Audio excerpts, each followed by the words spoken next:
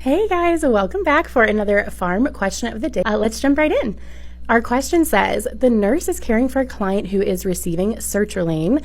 It would require follow-up if the client reports.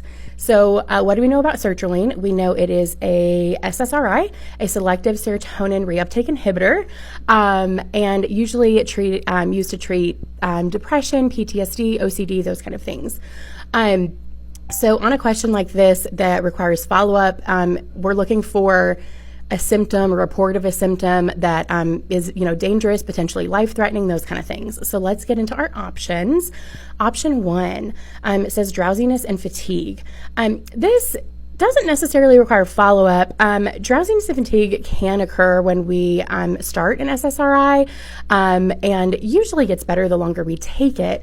But we do want to implement safety measures like avoiding driving, if we are feeling drowsy and fatigued, those kind of things. We also want to avoid other CNS depressants like alcohol, which can worsen those symptoms. So that is not our correct answer here. Option 2 says diaphoresis and fever.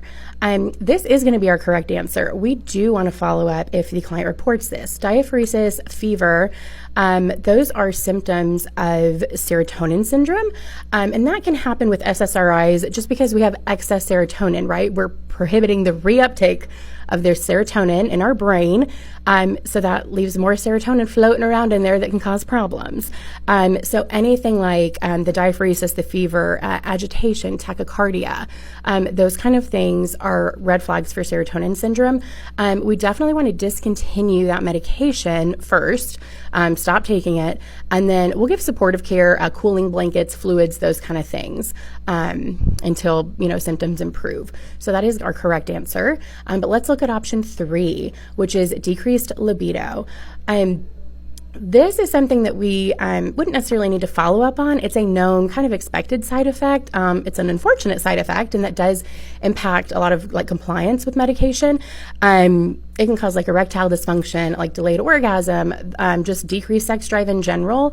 So that is going to negatively impact our clients. It's something we do want to talk to them about and have them discuss with us. It's something that a lot of them won't report on their own. So we may have to kind of dig for that information. But it is a known non-harmful, it's not a dangerous side effect.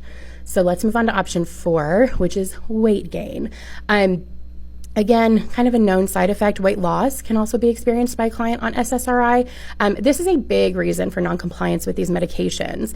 And also, sometimes clients have a lot of fear about taking an antidepressant or an SSRI because of weight gain. So we do want to address that, encourage healthy behaviors otherwise, and potentially try a different medication if they are experiencing weight gain.